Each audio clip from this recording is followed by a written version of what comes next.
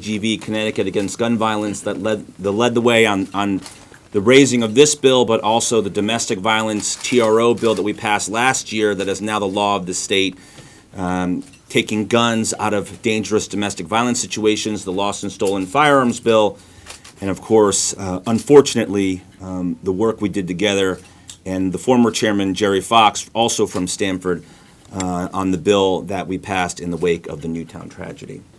So I want to thank all of you for being here, but in particular I want to start with thanks for Chief Fontenot for hosting us, and thanking all the officers that are here today and the almost 200 officers we have on the job here in Stamford who keep us safe and to keep our families safe. And at the end of the day, this is what this bill is about. It's about them, who get out there every day and take incredible risks for all of us and our families. And we need to help them as much as we can to do their jobs. And that is just to make sure that we're protected from the scourge of gun violence, and to make sure that when we go to Petco or Walmart or Starbucks, that we can go there and meet our friends and go in with our families and be safe and feel safe. And I know that our officers are dedicated to that every day, and we don't want to put them at any more risk than they already are. And so this is a simple public safety measure to help all of you do your job. So I want to thank you, and if we can, please give them a round of applause for all of their work.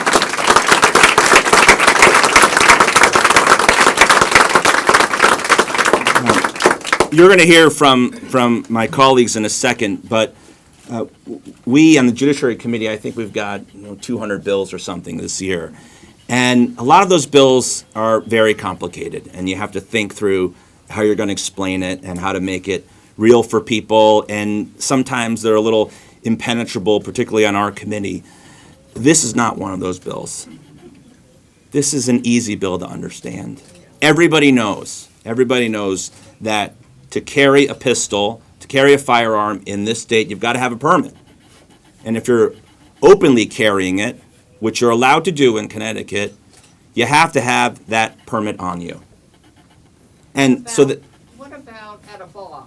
Are they still? They're allowed. They're allowed. In a bar? So to make sure that our police officers can determine that somebody who's openly carrying in a public place is legally authorized to have that firearm, we've got to give them the opportunity to ask for a permit.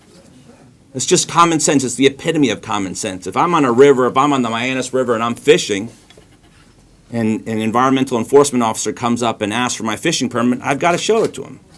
I go to the airport, I got to show my driver's license. This is just the cost of the basic privilege of doing what we all do, and for firearms owners, it's the basic cost of the privilege of carrying openly a firearm.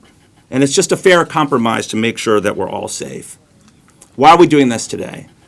Unfortunately, this state has a tragic relationship with gun violence. And we know the cost of people like Adam Lanza, who should not have firearms, who possess them. And we want to give our police officers and our law enforcement every opportunity to make sure that we are protected from people who should not have firearms. Felons, people who have mental illnesses, people like Adam Lanza. Unfortunately, this video that you saw here is not an isolated incident. We are seeing across the state activists, many of whom are gun rights activists, who are actively staging opportunities to antagonize police officers. So they're going into a subway, they're actually on Facebook and social media, they're organizing events where somebody is going to go and challenge a police officer's right to ask for that permit.